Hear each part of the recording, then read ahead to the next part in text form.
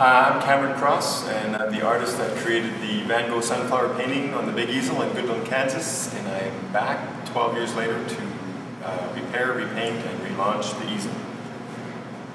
And what kind of condition was the easel in?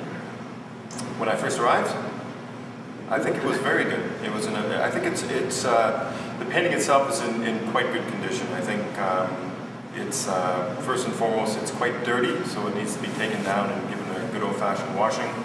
And quite a few of the fiberglass seams need to be refiberglassed, and also where the screw holes are, some of that fiberglass is popped off, so you can see them quite visibly from the ground. So we need to repair that, wash the painting, sand the whole thing, and then get a new fresh coat of paint on, and a clear coat as well over top. So are you going to start from scratch, or are you just going to touch it up? Well, the whole thing will be repainted. So the whole thing will be looked at, repaired, cleaned, sanded, and then the whole thing will be repainted. And then on top of that will be the clear coat. So we'll be looking at many, many more years of life. Yay. Yes. So this is auto body paint, correct? It's a type of auto body paint. It's the brand is International Paint, and it's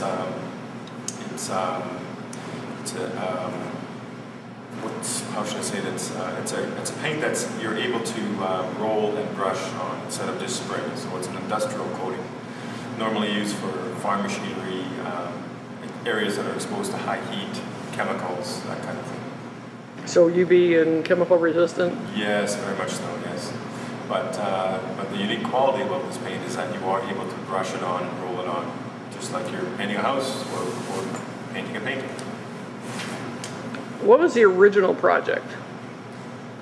This is the original project, so the Van Gogh project. So to get 7 easels around the world, each with a different version of Vincent Van Gogh's sunflower paintings. And why Goodland, Kansas? Well, way back when, I guess 11, 12 years ago, I had emailed the National Sunflower Association in Kansas City.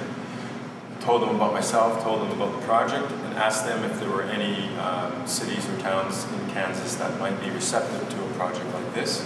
And then I received an email from the Chamber of Commerce in Goodland asking me questions more about it, and then I came down for a presentation. And then it evolved from there. And where else do we have them? We have one, the first one went up in a city called Altona in Canada, in Manitoba. And then the other one is in Emerald, Australia, which is in central Queensland, the state of central Queensland, quite far north. If I remember correctly, Manitoba has a lot of different large art installations. They do, yes, both in the city and in the small rural areas. Quite often you see in small towns large sculptures, but we also have a big I think right across Canada, or even in my city, we have a large public art commission. So we, generally, we see just like in many places in the U.S., we see public sculpture as a form of culture and art, welcoming tourists, and just a nice addition to any town or city. So why Altona? Altona is actually the sunflower capital of Canada. And Goodland is the sunflower capital of Kansas, which is a sunflower state, so there's a sunflower theme.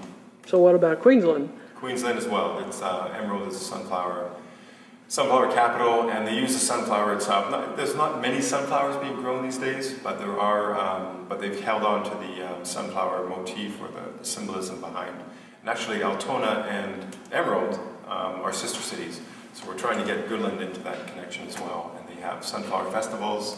They have sunflower queens, and every year when a sunflower queen is anointed, then the following year that person will take their family to Canada or to Australia. So we're really trying to get Goodland involved in that triangle. Yeah, so it's a really great, cultural connection. Lots of people go to each other's countries and visit their sunflower festivals, and it's a really great way to experience culture. And all three places where the easels are very similar in terms of their agricultural communities but unique cultures themselves. So how did you get interested in Van Gogh? Well, I've always been interested in Van Gogh. I'm an artist, obviously. I'm also an art teacher and an art consultant back home, so I teach teachers about creativity and art education. And Van Gogh is just I guess you could say he's a staple in art and art history, and his story is amazing. And I think this, utilizing the sunflower painting this way, or paying homage to it, is a great way to recognize agriculture. It's a great way to recognize culture and the artistic experience that every city or town has. It's great for tourism, and I think a lot of people now, just in the last 2 days that I've been here, I've met people from Los Angeles that have come by to see the easel. I've met people from Wichita, people from this point. And just the last few days that I've been here, walking around the easel, I've seen quite a few tourists come up and take photos. I talked to a couple that came from LA who had an app for their smartphone, and they drove 100 miles out of the way to come and see the easel, so I had a nice conversation with them. Also met people, family from Lawrence, Kansas, and another couple from Denver. So just in the past couple of days, we're getting lots of people into Goodland to see the easel, and hopefully they stay and visit some more of the amazing things that this town has to offer. So that had to be pretty empowering to see you meet all these people from around the country. It was great, yeah. Just in the last couple of days. So hopefully I should be here for another few weeks. Like I said, repairing, repainting, and relaunching the easel. So hopefully I get to meet many more people that come by to see and photograph the easel. And any internet search now on Google, if you put in people that have posted on their blogs, or it's just getting a lot more attention. Well, the world are noticing it. Now, did you originally had hoped to get Van Gogh paintings in Yokohama, Japan, and other places? Yeah, so we're still working on that. It's a difficult task, but that's why it's I guess it's a challenging task, and that's why I'm still staying with it. I've actually taken this next year off from my career as a teacher to focus on it full time, so we should be able to get much more headway. But the first 3 easels are getting lots of good attention, particularly because they're in small places as well. So it's a nice drawing card. It's always nice to see people come and see it off I-70 and come down. That's right, yes, that's right. And I think Goodland is in the best situation of all 3 locations because you're right next to the I-70. So it doesn't take much for a person to come up the highway and check it out, rather, and then either be on their way or stay and maybe get something to eat and visit the town a bit. So how are you going to take the thing down? Well, we're taking it down by a crane. So rather than me going up, the painting is coming down. So it's going to be much more. It's going to be much more appropriate, I should say, to work on the painting while it's on the ground. That way, I can repair all the fiberglass, give it a good washing.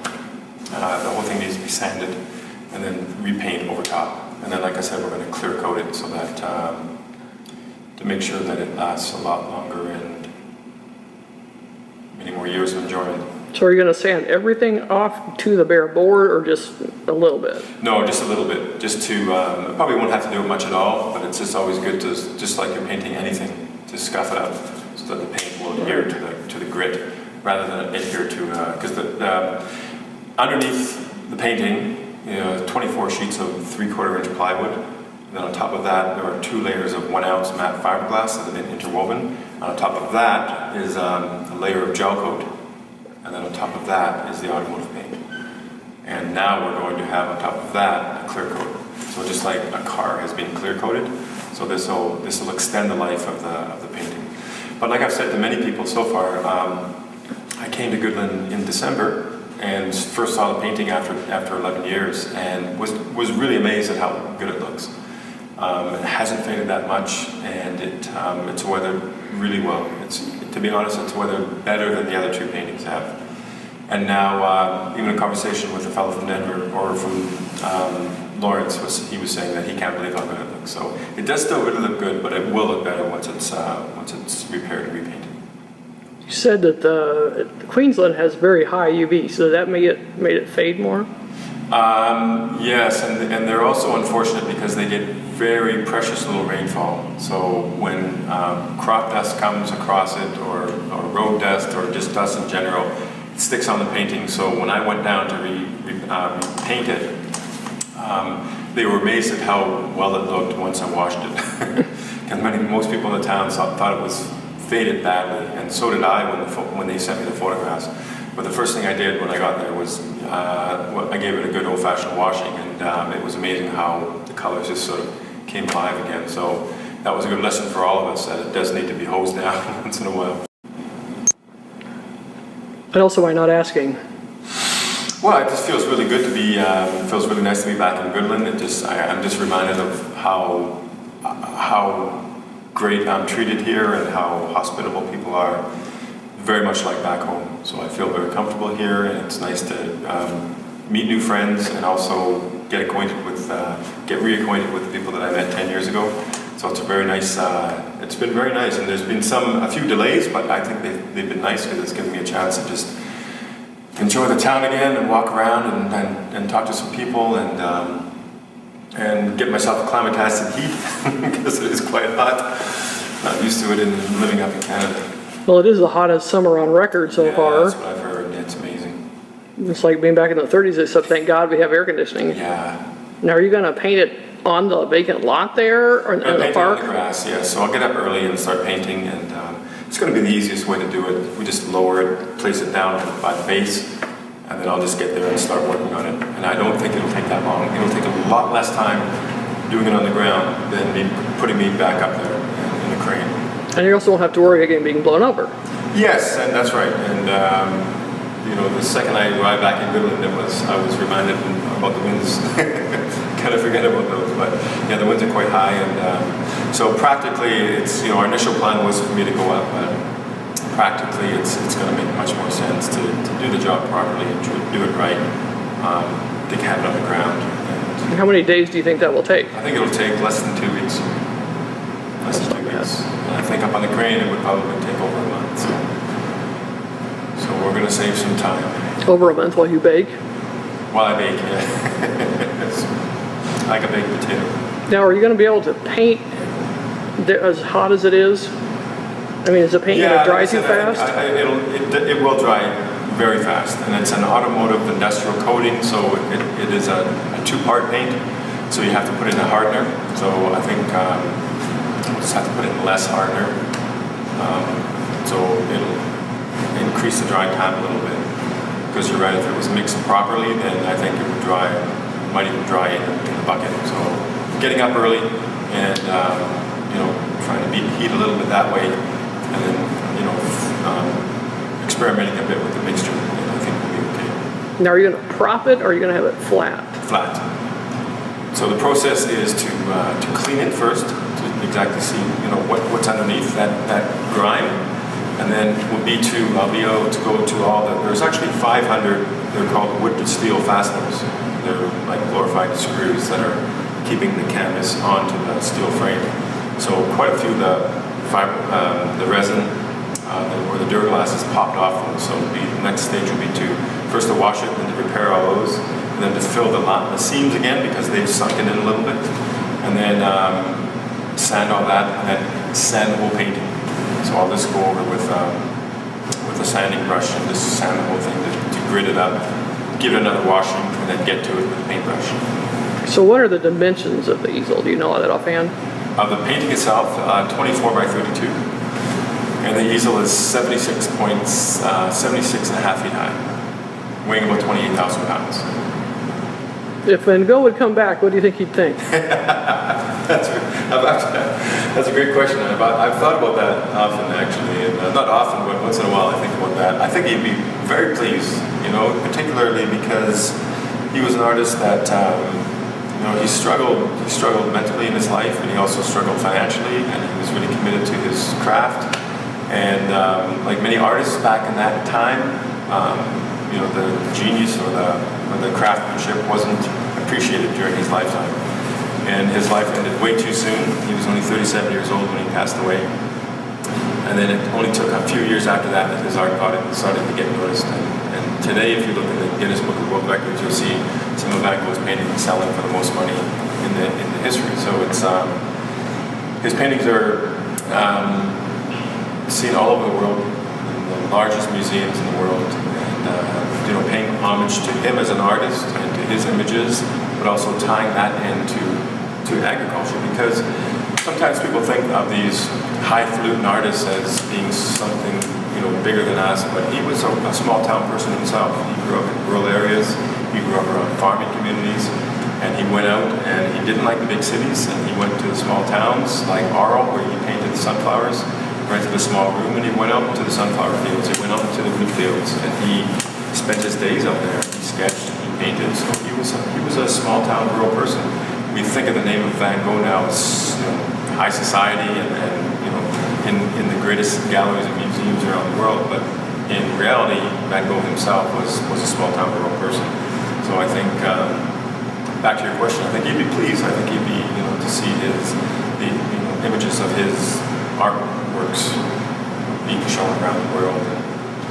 And again, I think it's just, you know, the symbolism behind the sunflower in a place like Goodland celebrates art and culture, but also agriculture and you know, big wayfinding icon that welcomes people, or landmark. You know, I think it's you know, it's a welcome mat almost from the people of Goodland to people outside, and say, come into our community and see what we have, and then once you're here, you can see other things that we have. So I think it's I hope it's doing a good job with that. So what is your favorite Van Gogh painting? It's a great question. I think some of his early works that weren't too indicative of the thick brushstrokes I like, but also Crows Over the Wheat Field, sunflower paintings, of course, a lot of his self-portraits. I think only Picasso was an artist that painted more self-portraits than Van Gogh.